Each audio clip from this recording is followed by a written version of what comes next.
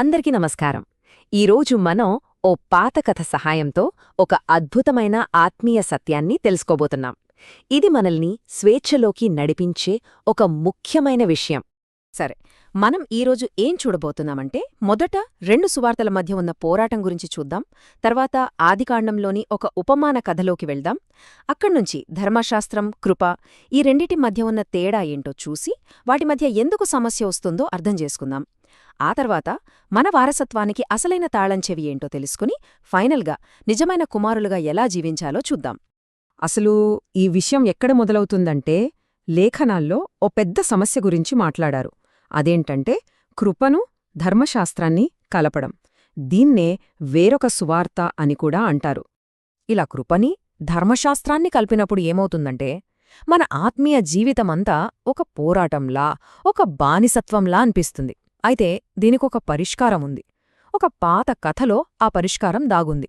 అదేంతో చూద్దాం.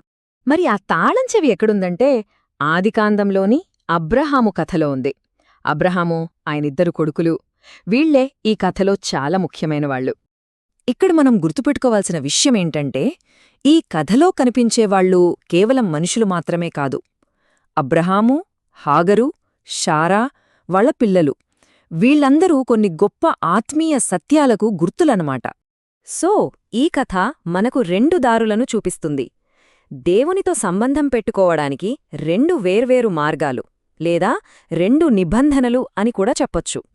ఆ ఇద్దరు తల్లులున్నారు కదా, హాగరు మరియు శారా, వాళ్లు రెండు వేర్వేరు జీవితాలకు సింబల్స్ అన్నమాట. హాగరు బానిసత్వాన్ని సూచిస్తే, శారా స్వేచ్ఛను సూచిస్తుంది. అంతేకాదు, ఈ రెండు నిబంధనలకు రెండు వేర్వేరు ప్రదేశాలు కూడా ఉన్నాయి. ఒకటి ధర్మశాస్త్రం ఇవ్వబడిన సీనాయి పర్వతం, మరొకటి దేవుడు నివసించే పట్టణమైన సియోను పర్వతం, అంటే పరలోకపు యెరూషలేము. అంటే ఇక్కడసలు పాయింట్ ఏంటంటే, ఆత్మీయ జీవితం ఎక్కడి నుండి వస్తుంది అనేదే. ఒక మార్గం పూర్తిగా మన సొంత ప్రయత్నం మీద ఆధారపడితే, ఇంకో మార్గం మాత్రం కేవలం దేవుడిచ్చిన వాగ్దానం మీద ఆధారపడి ఉంది. చూసారా తేడా? సరే, ఇప్పుడు రెండు దారులున్నాయి. కానీ కథ ఇక్కడితో ఆగలేదు. ఈ రెండిటి మధ్య ఖచ్చితంగా ఓ పెద్ద గొడవ జరుగుతుందని కూడా ఈ కథ చెబుతోంది. లేఖనాల్లో ఏముందంటే, శరీరాన్ని బట్టి పుట్టిన ఇష్మాయేలు ఆత్మను బట్టి పుట్టిన ఇస్సాకును హింసించాడట. అంటే ఎగతాళి చేశాడన్మాట. ఈ గొడవ ఎప్పుడు జరిగిందంటే, ఇస్సాకు పాలు తాగడం మానేసి గట్టి ఆహారం తినడానికి రెడీ అయినప్పుడు. ఇది చాలా ముఖ్యం. ఎందుకంటే ఇది ఆత్మీయంగా ఎదగడాన్ని, అంటే మెచ్యూరిటీని చూపిస్తుంది. సరే, ఈ రెండూ ఎప్పుడూ గొడవపడుతూనే ఉంటే మరి మన పూర్తి ఆత్మీయ వారసత్వాన్ని మనం ఎలా పొందుతాం? దీనికి పరిష్కారం ఏంటి? ఈ సమస్యకు పరిష్కారంగా శారా ఒక మాట చెప్పింది. అది కేవలం ఆమె మాటే కాదు, దేవుడు కూడా ఆ మాటను కన్ఫర్మ్ చేశాడు. ఒక కఠినమైన నిర్ణయం తీసుకోమని చెప్పారు. ఆ ఆజ్ఞ ఏంటంటే, ఈ దాసిని, ఆమె కొడుకుని బయటకు పంపించు. ఎందుకంటే దాసి కొడుకు స్వతంత్రురాలి కొడుకుతో కలిసి వారసుడు కాలేడు. చూడండి, ఆ పాత పద్ధతిని, అంటే ధర్మశాస్త్రాన్ని వదిలేసినప్పుడు ఒక కొత్త జీవితం మొదలవుతుంది. దేవునితో మన సంబంధం పూర్తిగా మారిపోతుంది. అదేంటంటే, మనమిక దాసుల్లాగా ఎప్పుడూ దేవుణ్ణి మెప్పించాలని కష్టపడక్కర్లేదు.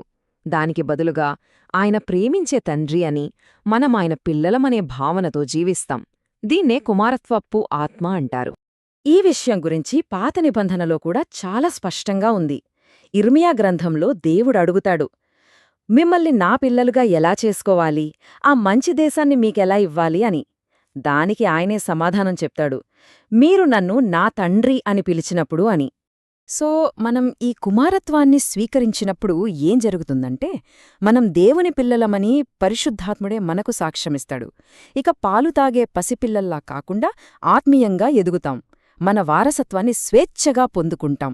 ఇక మనం దాసులం కాదు, దేవునికి స్నేహితులం. ఈ వివరణ మీకు ఉపయోగపడింది అనిపిస్తే దయచేసి లైక్ చేయండి, షేర్ చేయండి, ఇంకా కామెంట్ చేయండి. ఇలా చేయడం వల్ల ఈ సందేశం ఇంకా అవసరమైన వాళ్లకు చేరుతుంది. అంతేకాదు, ఈ పని కోసం మీరు చేసే ప్రార్థనలు కూడా నాకు ఎంతో ప్రోత్సాహాన్నిస్తాయి.